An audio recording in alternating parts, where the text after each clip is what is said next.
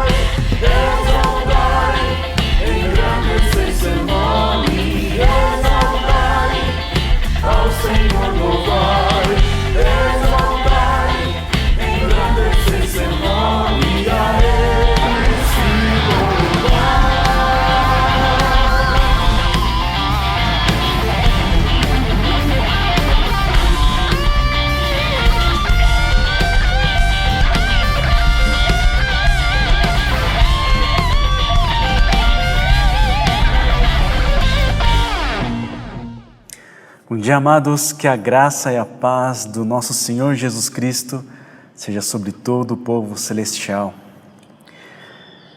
Gostaria de compartilhar a palavra de hoje em Tiago, capítulo 3, versículos de 1 a 12. Tiago, capítulo 3, versículos de 1 a 12, continuando a nossa sequência sobre o estudo do livro de Tiago. Meus irmãos, não sejam muitos de vocês mestres, pois vocês sabem que nós, os que ensinamos, seremos julgados com maior rigor. Todos tropeçamos de muitas maneiras. Se alguém não tropeça no falar, tal homem é perfeito, sendo também capaz de dominar todo o seu corpo. Quando colocamos freios da boca dos cavalos para que eles nos obedeçam, podemos controlar o animal todo.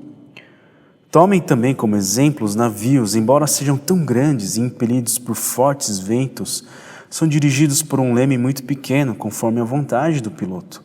Semelhantemente, a língua é um pequeno órgão do corpo, mas se vangloria de grandes coisas.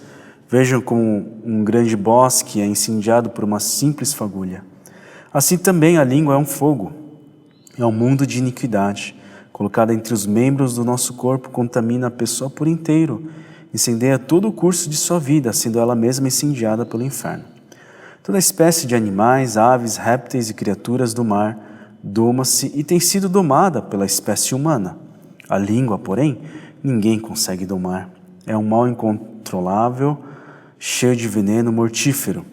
Com a língua bendizemos o Senhor e Pai, e com ela amaldiçoamos os homens feitos à semelhança de Deus. Da mesma boca procedem bênção e maldição. Meus irmãos, não pode ser assim. Acaso podem sair água doce e água amarga da mesma fonte? Meus irmãos, pode uma figueira produzir azeitonas ou uma videira figos? Da mesma forma, uma fonte de água salgada não pode produzir água doce. Hoje eu gostaria de compartilhar a palavra com o tema Sejamos a fonte abençoadora. Sejamos a fonte que bendiz. Na semana passada nós vimos a relação entre fé e obras e nós fomos desafiados à fé atuante, a fé que é expressa pelas nossas obras, né? Não apenas uma fé sentimental ou intelectualizada, mas uma fé que é seguida de obras. Eu gostaria de fazer a pergunta, né, vendo do outro lado, qual a sua motivação para as boas obras? A gente viu na semana passada que a fé ela é expressa pelas boas obras, que ela é aperfeiçoada, né, que ela é consumada pelas obras. Mas, por outro lado, eu gostaria de perguntar, as coisas que você tem feito, as boas obras que você tem feito, qual é a motivação, qual tem sido a motivação para as boas obras? Não só as boas obras, o que a gente pensa, né? Não, agora eu vou fazer uma boa obra. Não só isso, mas as coisas que você tem feito no dia a dia. Qual tem sido a motivação? Qual tem sido o propósito que você almeja alcançar no seu agir? Expandindo um pouco mais essa pergunta, gostaria de perguntar qual a sua motivação ao falar com alguém, ao conversar com alguém. O que você deseja? Já parou para pensar nisso? Não é interessante? Quando você conversa com seus filhos, o que você deseja alcançar na conversa? Quando você conversa com seu cônjuge, quando você conversa com seu sócio, talvez fique mais claro, né? Quando você vai conversar com um fornecedor, talvez seja um desconto maior. Quando você vai conversar com um cliente, talvez seja ganhar dinheiro no final das contas. Ou, não sei, com seu paciente, com seus colegas, com as pessoas próximas de você. A gente tem algo que a gente almeja, a gente busca alguma coisa. Você já parou para pensar qual tem sido a motivação, a sua motivação?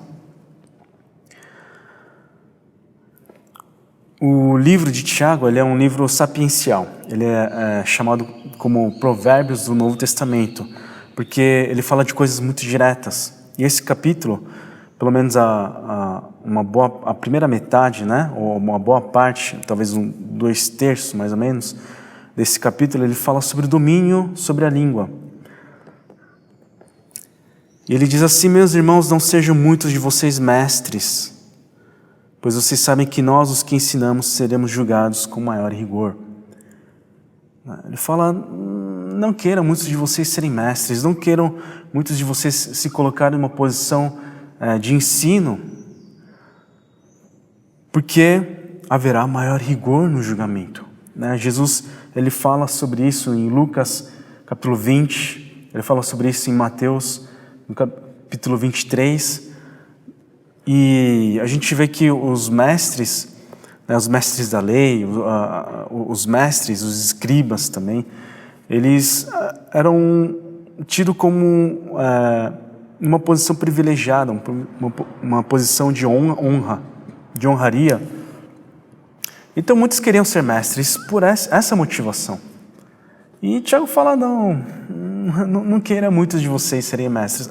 A gente precisa, a nossa comunidade precisa de mestres, de pessoas que se debrucem na palavra de maneira que possa compartilhar isso com outras pessoas, porque nós precisamos caminhar nos caminhos do Senhor. Mas ele fala, não queira muitos de vocês serem mestres, não paga de sabichão, porque você vai ser julgado com maior rigor.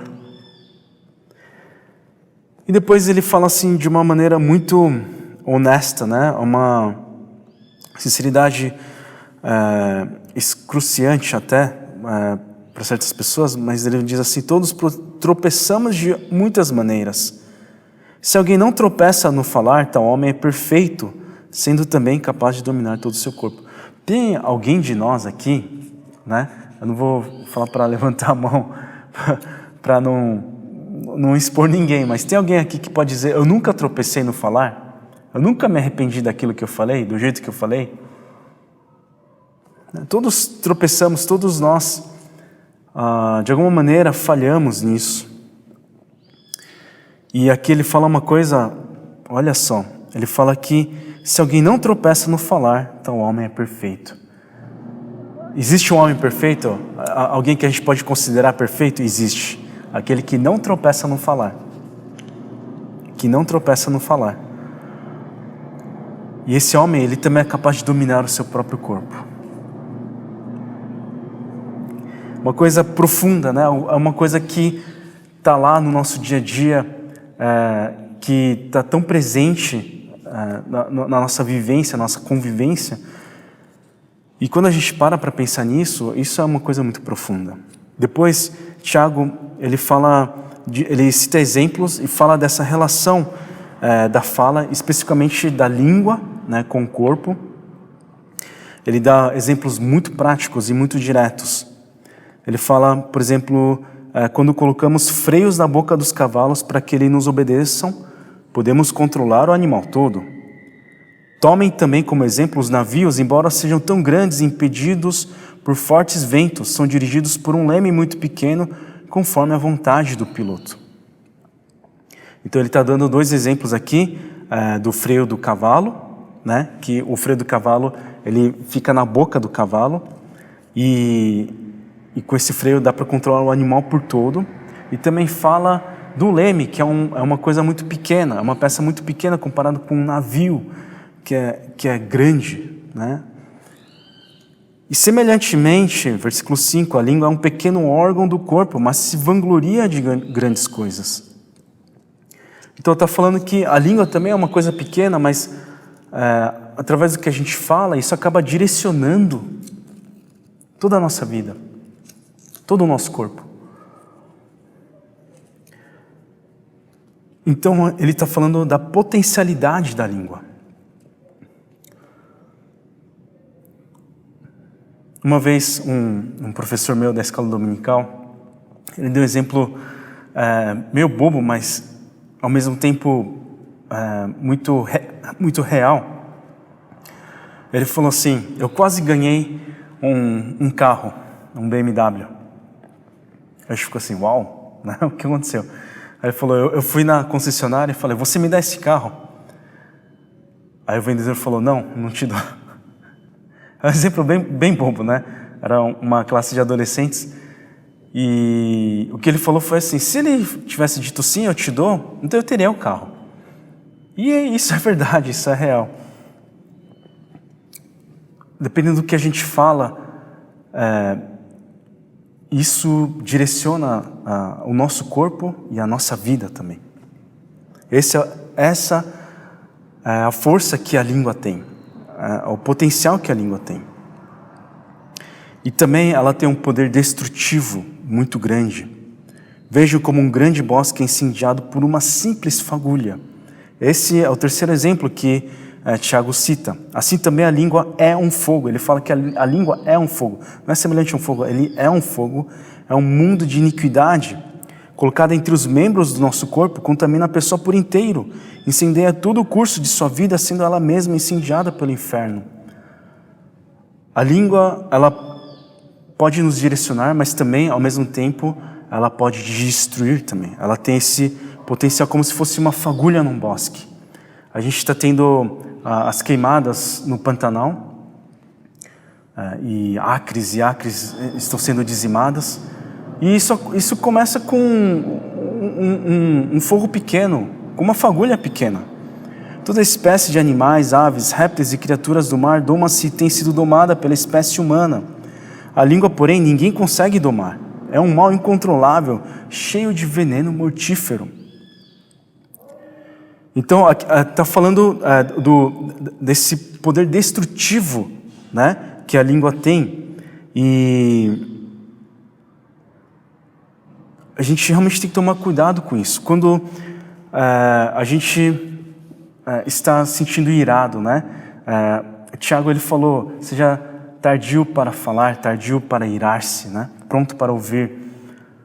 Às vezes uma palavra que a gente joga é como uma faísca, né?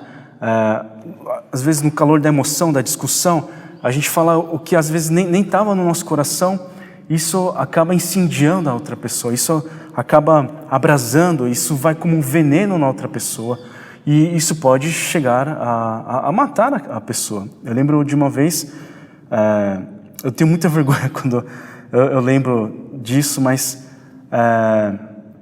tinha um rapaz que ele estava começando a aprender a tocar teclado e tal, e numa sentada ele já aprendeu alguns acordes, ele já estava tocando alguns hinos, alguns cânticos, né, bem simples, e eu não sei por que eu falei isso, mas eu falei assim, poxa, você está tocando assim? Né? Ele estava num momento de aprendizado, sabe? Era o primeiro momento que ele sentou e a minha mãe, ela estava ensinando o menino, né? Ele era pré-adolescente e eu era adolescente na época. E eu falei, poxa, você está tocando assim? Com um tom muito pejorativo, né? E ele parou imediatamente o que ele estava fazendo. Isso desestimulou completamente ele de tocar, de querer aprender mais. E aí eu tentei falar com ele, eu percebi de imediato o erro que eu tinha cometido e tentei, não, você está tocando bem, é a primeira vez que você está tocando, não sei o que lá, mas ele já era. Ele já perdeu toda a vontade que ele tinha. Eu acabei matando o sonho de um menino. Eu tenho muita vergonha disso. Posteriormente ele aprendeu a tocar violão e tal, tudo mais, tocou na igreja e tal, mas eu fiquei, puxa, por que eu falei isso? Foi uma coisa assim, impensada que eu falei, e foi um veneno para ele, né? É uma coisa que ele poderia ter desenvolvido e que, aliás, ele tinha muito potencial, porque ele estava aprendendo muito bem, mas um comentário meu, impensado, acabou com esse ramo, né? Essa coisa que ele poderia ter desenvolvido na sua vida. E ele fala que a gente consegue dominar os animais, aves, répteis e criaturas do mar, mas a gente não consegue domar a nossa própria língua, né? É um mal incontrolável, cheio de veneno mortífero, né? Provavelmente, com a nossa força humana, é impossível. A gente pode dizer que é impossível domar a nossa língua. Nós precisamos de uma intervenção sobrenatural, uma intervenção divina para que isso possa ocorrer. E, por último, o Tiago ele dá o exemplo da fonte, né, fonte de águas. E ele fala da coerência da nossa língua. Ele fala de fontes de água amarga, de água doce, de água salgada, de água doce. E ele questiona a nossa coerência, dizendo, com a língua bendizemos o Senhor e Pai, e com ela amaldiçoamos os homens feitos à semelhança de Deus. Da mesma boca procedem bênção e maldição. Meus irmãos, não pode ser assim. Puxa, isso é muito forte. Muito forte. Imagina a gente cantar, né, os louvores que o pessoal da equipe de louvor, né, a banda, prepara com tanto carinho, a gente bendiz o nome do Senhor, a gente cita, né, as poesias, louvando, exaltando o nome do Senhor. Depois, num momento de calor, de discussão, ou num trânsito, num momento de estresse, a gente sai xingando as pessoas. Sai maldizendo as pessoas que foram criadas à semelhança de Deus. É uma incongruência muito grande, é uma incoerência muito grande. É uma coisa a qual nós precisamos nos arrepender. Precisamos confessar esse pecado ao Senhor. Acaso podem sair água doce e água amarga da mesma fonte? Meus irmãos, pode uma figueira produzir azeitonas? Uma videira, figos? Da mesma forma, uma fonte de água salgada não pode produzir água doce. Então aqui está falando que a gente não pode estar em coerência e achar que está ok com isso, sabe? A gente precisa pensar nisso, a gente precisa refletir sobre isso. Lucas 6:45, o nosso Senhor diz assim: o homem bom tira as coisas boas do bom tesouro que está em seu coração, e o homem mau tira coisas más do mal que está em seu coração, porque a sua boca fala do que está cheio o seu coração. A boca fala do que está cheio o seu coração. Lembra que eu perguntei qual tem sido a sua motivação para agir, para falar? Agora eu gostaria de perguntar, do que você tem enchido o seu coração? Com que você tem preenchido o seu coração?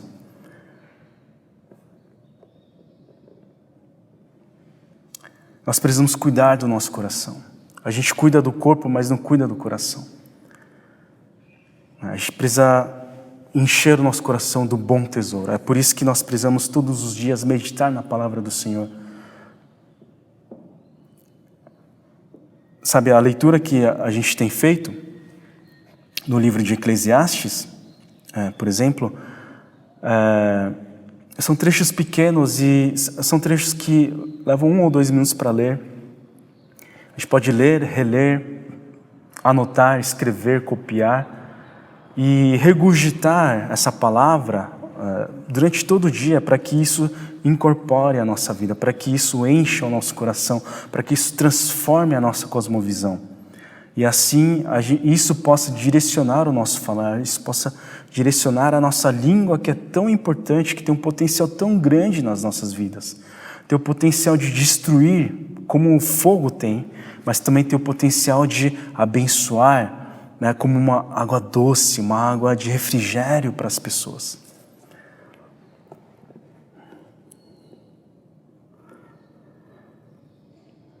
Foi perguntado ao professor Dr. Russell Shedd, a um pastor que ele já é falecido, mas eu tenho uma grande admiração por ele, apesar de não ter tido um convívio, né, com ele. Eu encontrei presencialmente uma só vez, mas foi um grande teólogo aqui do Brasil, né?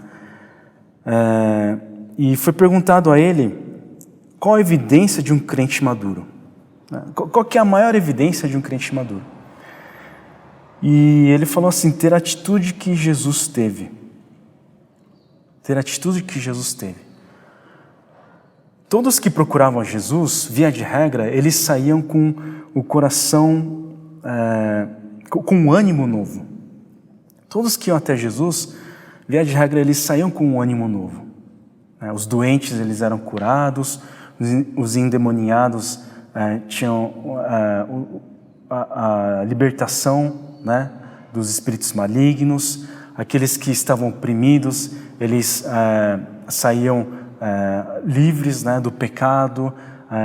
Os que estavam enfermos saíam curados. Os que estavam desanimados, eles saíam com novo ânimo, né, eles saíam perdoados. Então a pergunta que eu faço também para você e para mim também, para nós, é como as pessoas têm saído de uma conversa conosco. Não só da língua, né? Mas eu acho que vale a pena dizer, né, dos dedões também. Né? Através das mensagens que você tem passado para as pessoas através das mídias sociais, através do que você tem tweetado, ou a mensagem que você tem enviado, ou a gravação que você tem mandado, né? Como as pessoas elas ficam depois disso? Depois de 10 minutos de conversa, depois de 1 hora de conversa, isso tem sido edificante para as pessoas? Tem sido como água doce para as pessoas? Ou tem sido como a água amarga, como um veneno que pode matar até? Nós precisamos examinar a nós mesmos. Vale a pena a gente fazer essa reflexão. E que nós possamos cuidar dos nossos corações, antes de mais nada. Ir diante do Pai, confessar os pecados, né, lançar todos os nossos anseios, todas as nossas preocupações diante dEle, né, interceder pela nossa vida, pela nossa conduta, pela nossa língua, pelo nosso falar, pelos nossos familiares, pela nossa comunidade, pelo nosso país, e ser enchidos pela palavra do Senhor, pelo amor do Senhor, pelo Espírito Santo de Deus nas nossas vidas. E que assim sejamos a fonte abençoadora. Que Deus nos abençoe. Senhor Deus, ai de nós, Pai. Ai de nós, somos pessoas impuras, de bocas, de lábios impuros, Senhor, no meio de uma geração impura, Senhor. Tem misericórdia de nós, Pai. Tem misericórdia de nós, Pai. Perdoa-nos, Senhor, a nossa incoerência. Perdoa-nos, Senhor, não termos cuidado do nosso coração, a nossa falta de fé.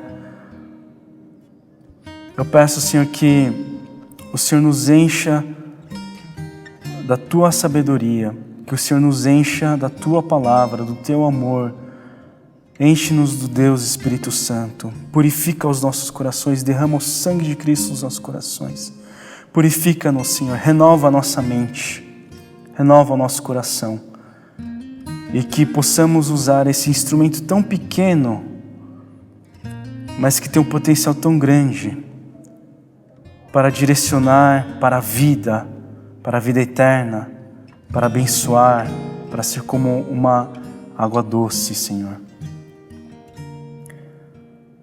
Que as pessoas que nos encontrarem possam sair de uma conversa edificadas, encorajadas, curadas, saradas, encorajadas, mais perto de Ti, Senhor.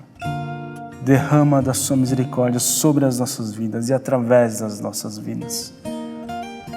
Que nós possamos bendizer ao Senhor, ao Seu santo nome, e tão somente, Senhor, tem misericórdia de nós, Pai. O que pedimos e oramos, em nome de Jesus. Que a graça do nosso Senhor Jesus Cristo, que o amor de Deus Pai, que a comunhão, a consolação, o guiar do Espírito Santo seja sobre todo o povo celestial, sobre os seus familiares, hoje e para todo sempre. Amém, amém e amém. Irmãos, permaneçam firmes no agir e no falar, até que nós possamos nos encontrar novamente, nos abraçar, e até a volta do nosso Senhor Jesus Cristo.